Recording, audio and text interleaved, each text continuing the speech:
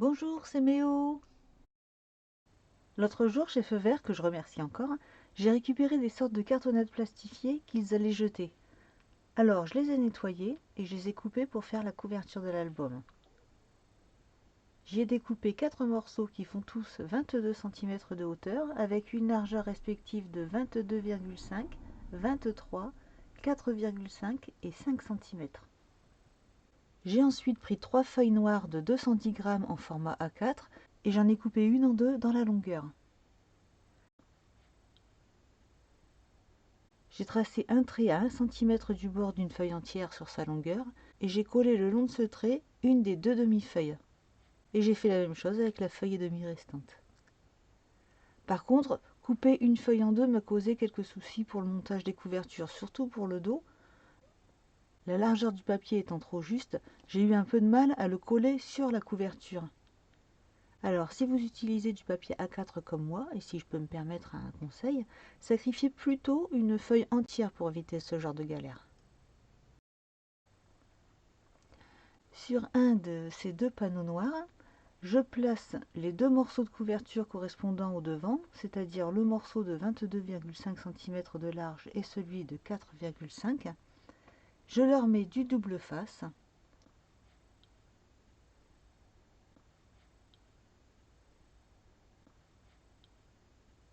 Je pose le plus gros morceau en premier. Et pour appliquer le second morceau, je m'aide d'une chute de cette même cartonnette plastifiée afin de laisser un écart respectable qui n'empêchera pas le rabat de la couverture de se plier.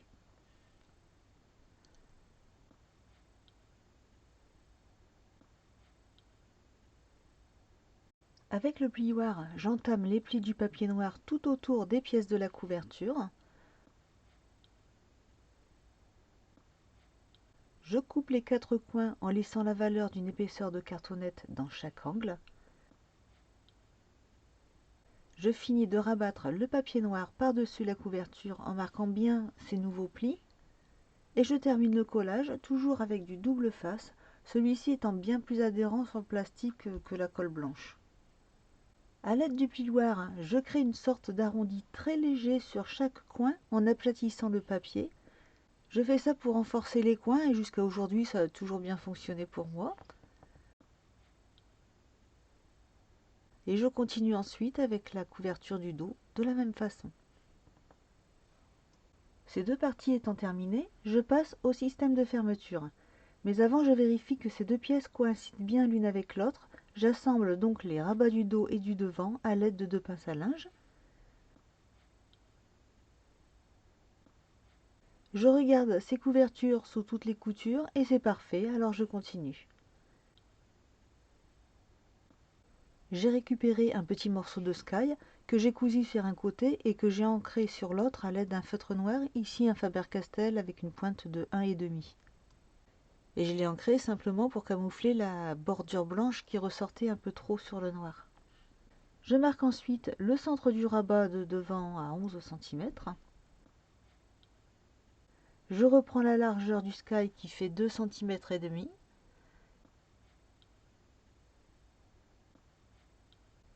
Et je reporte donc 1,25 cm de part et d'autre du repère.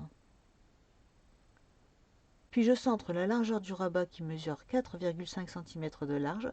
Je divise par 2, ça fait 2,25. Je place le sky sur la pince destinée à fermer l'album et je mesure la largeur de celle-ci en ajoutant l'épaisseur du sky, ce qui donne 1,2 cm. Et 1,2 cm divisé par 2, ça fait 0,6 que je reporte également de chaque côté du repère. Je coupe ce rectangle au cutter.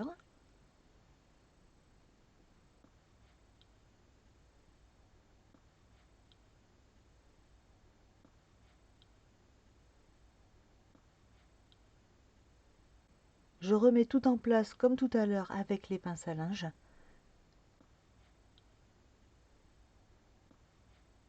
Et je trace grâce à cette ouverture le rectangle sur le second rabat que je coupe aussi au cutter.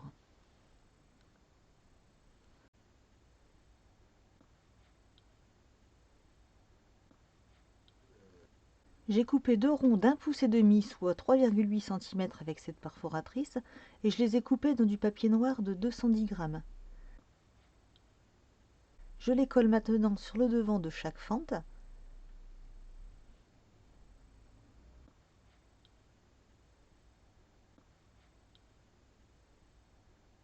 Je retourne les 2 couvertures, je trace au crayon l'entaille que je veux y faire et j'incise.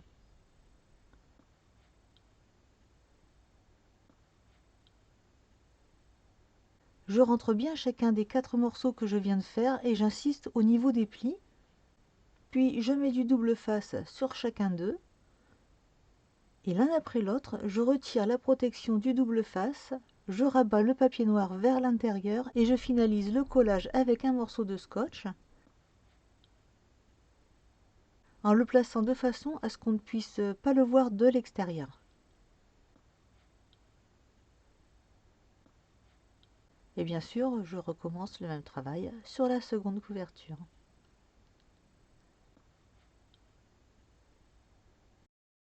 Je coupe 2 autres ronds, toujours du même diamètre et dans le même papier que les 2 premiers, sur lesquels je coupe un morceau de chaque côté afin d'obtenir la même largeur que la fente de la couverture du dos. Puis je les place comme vous me voyez faire ici. Je colle, en veillant toutefois à ce que la partie se trouvant sur l'extérieur se retrouve bord à bord avec le rond qui a été collé précédemment. Je place et je colle le second morceau de la même façon.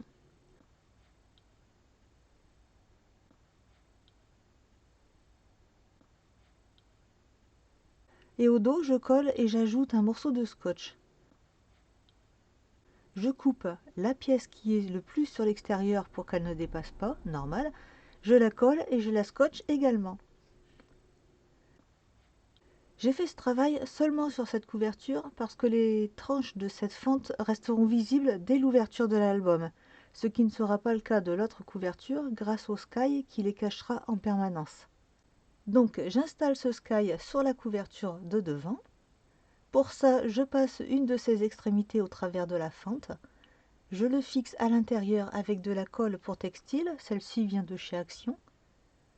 Et pour l'aider à adhérer tranquillement, j'ajoute un morceau de scotch, puis je fais tout maintenir avec 2 pinces à linge.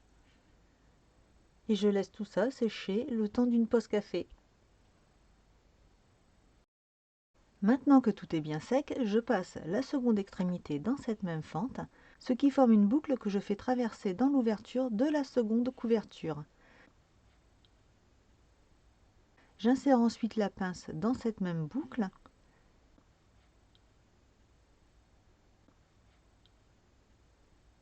Puis je bloque les rabats avec des pinces à linge pour être sûr que rien ne va bouger pour la suite du collage. Je coupe le sky de façon à laisser juste une longueur suffisante à coller, ni trop ni trop peu.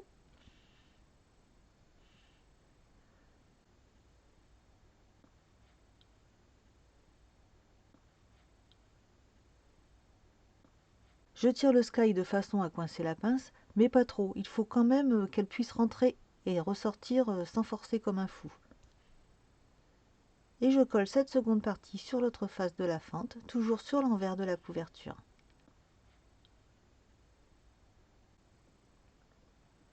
Et toujours le petit morceau de scotch qui va bien.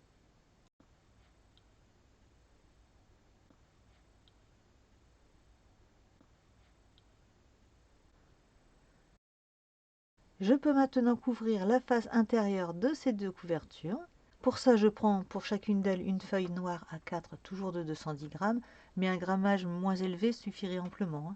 Je repère la largeur dont j'ai besoin, je coupe et je colle en place avec du double face.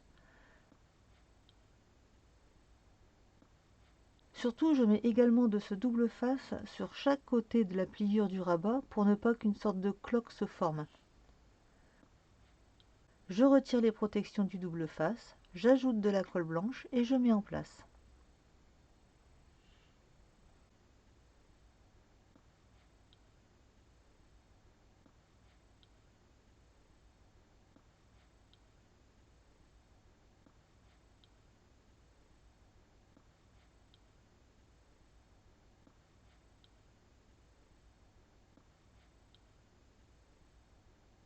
À cet endroit, j'ai passé presque 10 minutes à faire adhérer à cause de l'épaisseur du sky d'un côté et de la pliure de l'autre.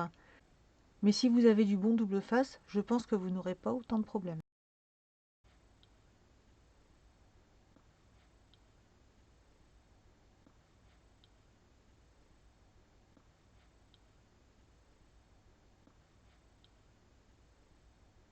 La seconde couverture est moins compliquée, il n'y a que la fente à reporter et à couper.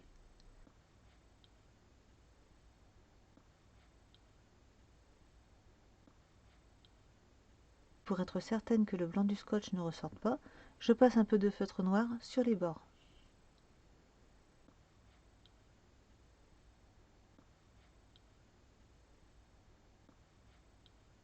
Et je n'ai plus qu'à mettre en place cette feuille de la même façon que sur la première couverture.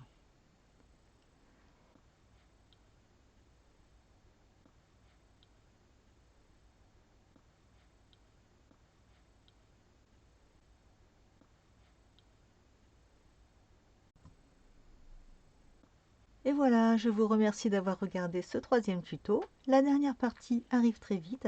Et comme d'habitude, dites-moi si quelque chose n'est pas assez clair dans mes explications. En attendant, passez une très bonne journée, bon scrap et à bientôt!